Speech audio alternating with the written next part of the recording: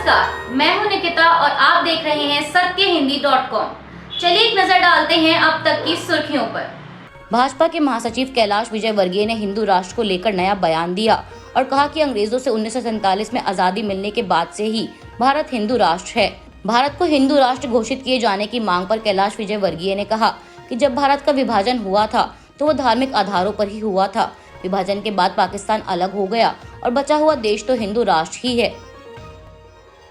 RBI के deputy governor की team द्वारा जारी किए गए आर्टिकल भारत के लिए अच्छी अर्थव्यवस्था की तरफ इशारा कर रहे हैं।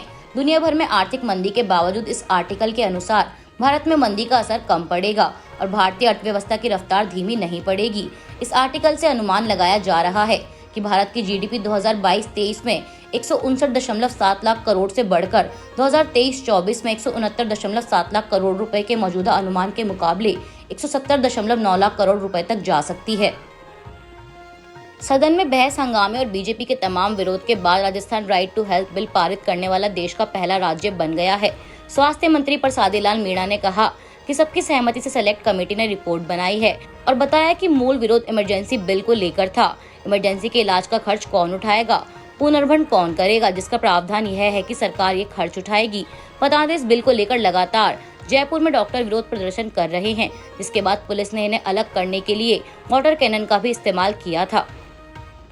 दिल्ली विधानसभा में सुबह से बजट को लेकर हंगामे के बाद अब गृह मंत्रालय ने हरी झंडी दे दी है, जिसकी जानकारी दिल्ली सरकार को भी दे दी गई है। इससे पहले गृह मंत्रालय ने दिल्ली सरकार के बजट को यह कहकर रोक दिया था कि बजट प्रस्ताव में बुनियादी ढांचे और अन्य विकास पहलों के बजाय विज्ञापन के लिए धन का अत्यधिक आवंटन किया गया था।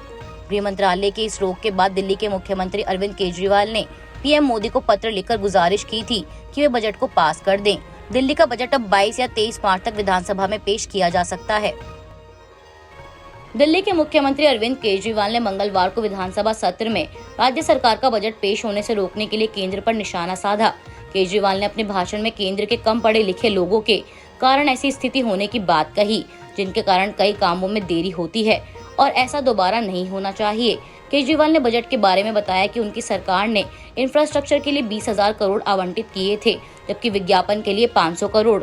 भला 520,000 से ज्यादा कब से होने लगा। बता दें, कल दिल्ली विधानसभा में केजरीवाल सरकार बजट पेश कर सकती है। दिल्ली में बजट को लेकर केजरीवाल और केंद्र सरकार के बीच टकराव खत्म हो गया है और विधानसभा में बजट पेश करने की मंजूरी मिल गई है। लेकिन इस बीच भाजपा विधायक विजेंद्र गुप्ता पर बड़ा एक्शन लिया गया है। सत्र को चलाने में अड़चने पैदा करने और हंगामा करने के लिए दिल्ली विधानसभा स्पीकर रामनिवास गोयल ने भाजपा विधायक को 1 साल के लिए सदन से बाहर कर दिया है। बता दें, दिल्ली विधानसभा में हुए बजट पर हंगामे के बाद भाजपा विधायकों ने वॉकआउट किया था। अडानी पर संकट और कंपनी के शेयर में गिरावट के बावजूद महाराष्ट्र के उप मुख्यमंत्री देवेंद्र फडणवीस ने धारावी रीडेवलपमेंट प्रोजेक्ट अडानी समूह से वापस न लेने का फैसला किया है। उन्होंने सदन में दिए गए अपने बयान में आगे कहा कि राज्य अडानी रियल्टी को LOI जारी करने की प्रक्रिया में है और इस संबंध में केवल शहरी विकास विभाग से अनुमति का इंतजार कर रहा है। धारावी से कांग्रेस विधायक वर्षा गायकवाड़ ने अडानी पर हाल ही में छपी हिंडनबर्ग रिपोर्ट के चलते संदेह जताया था और टेंडर्स इशू करने की मांग की थी। बता दें, धारावी रीडेवलपमेंट प्रोजेक्ट के लिए अडानी रियल्टी ने 5,063 करोड़ की बोली लगाकर टेंडर अपने नाम किया था।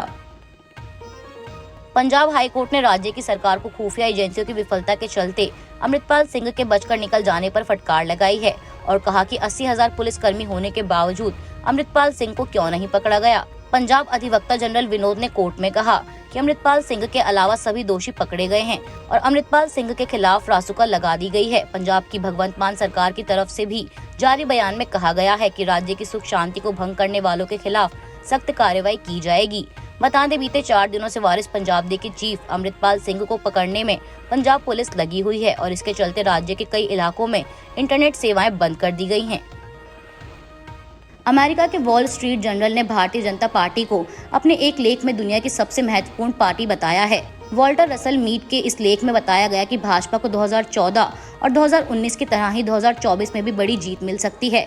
लेख में भारतीय जनता पार्टी को चीन से लड़ने के लिए अमेरिका के लिए महत्वपूर्ण साथी बताया गया है और कहा गया है कि चीन के बढ़ते प्रभाव को रोकने में अमेरिका भारत के बगैर विफल रहेगा। मीट में आगे ये भी लिखा है कि बीजेपी की चुनावी रणनीति में हिंदू एजेंडा साफ नजर आता है और पश्चिमी उदारवादों की कई प्राथमिकताओं को खारिज करती है। वॉल स्ट्रीट जर्नल के इस लेख में ये भी लिखा गया है कि भाजपा को कम समझा जाता है क्योंकि यह अधिकांश गैर भारतीयों के लिए अपरिचित नजर आती है। लंदन में दिए गए अपने बयानों को लेकर राहुल गांधी पर लगातार भाजपा के हमले जारी हैं। ताज़ा बयानों में भाजपा के राष्ट्रीय प्रवक्ता संबित पात्रा ने राहुल गांधी की तुलना मीर जाफर से की। पात्रा ने अपने बयान में कहा कि जिस तरह नवाब बनने के लिए ईस्ट इंडिया कंपनी की मदद ली थी, वही काम आज के दिन में राहुल गांधी कर रहे हैं। मंगलवार को संसद सत्र से पहले की गई प्रेस कॉन्फ्रेंस में संबित पात्रा ने राहुल गांधी को अपने बयानों के लिए संसद में माफी मांगने के लिए कहा और उनके लंदन में दिए गए भाषण को देश विरोधी बताया। राहुल गांधी पर हमला करते हुए पात्रा ने ये भी कहा कि राहुल संसद में कम हिस्सा लेते हैं और ना बोलने दिए जाने की शिकायत करते हैं। कांग्रेस के पूर्व अध्यक्ष राहुल गांधी ने एक बार फिर प्रधानमंत्री नरेंद्र मोदी और भाजपा पर जमकर निशाना साधा है। कांग्रेस नेता ने कहा कि प्रधानमंत्री भारत नहीं है। प्रधानमंत्री या सरकार की आलोचना किसी भी तरह से भारत पर हमला नहीं है। मैं सच बोलूंगा और उसके लिए लड़ूंगा, चाहे जो हो जाए। राहुल ने कहा कि प्रधानमंत्री भारत के एक व्यक्ति हैं, वह भारत नहीं है। वह चाहे कितने भी आक्रामक हों, लेकिन वे यह देश नहीं है। बीजेपी और आरएसएस ये भूल चुके हैं कि देश में 1.4 बिलियन लोग रहते हैं और प्रधानमंत्री या सरकार या आरएसएस की आलोचना किसी भी तरह से भारत पर हमला नहीं है। मैं सच बोलता रहूंगा, वह और लोगों को आतंकित करते रहें, लेकिन मुझे नहीं कर पाएंगे। राहुल गांधी ने आगे कहा कि मुझे इस बात से फर्क नहीं पड़ता कि मुझ पर कितनी बार हमला बोला गया, पुलिस को कितनी बार मेरे घर भेजा गया, मुझ पर कितने केस दर्ज किए गए। मैं सच के लिए खड़ा हूँ, यही मेरा रास्ता है। सच यही है कि बीजेपी, आरएसएस और पीएम मोदी देश के आइडिया और इंस्टीट्यूशन पर हमला कर रहे हैं। शरद पवार की पार्टी एनसीपी यानी नेशनल कांग्रेस पार्टी से अब नेशनल पार्टी का ओहदा छीन सकता है। चुनाव आयोग आज पार्टी के प्रतिनिधित्व को सुनेगा, जिसके बाद आयोग अपना फैसला लेगा। सूत्रों के अनुसार शरद पवार की एनसीपी अब राष्ट्रीय पार्टी के दर्जे की आवश्यकता को पूरा नहीं करती है। नेशनल पार्टी के दर्जे के लिए किसी भी राजनीतिक दल के उम्मीदवारों को लोकसभा या विधानसभा चुनाव में 4 या अधिक राज्यों में कम से कम 6% वोट हासिल करते हैं। साथ ही उसे कुल लोकसभा सीटों में से 2% सीटें जीतनी होती हैं। पंजाब नेशनल बैंक में 13,000 करोड़ का घोटाला करने वाले हीरा कारोबारी मेहुल चौकसी का नाम इंटरपोल की रेड नोटिस से हटा दिया गया है, जिसके बाद ये माना जा रहा था कि मेहुल चौकसी पर दुनिया में कहीं भी आने जाने से रोक नहीं लगेगी। हालांकि पहले इंटरपोल के इस फैसले को सीबीआई के लिए बड़ा झटका बताया जा रहा था।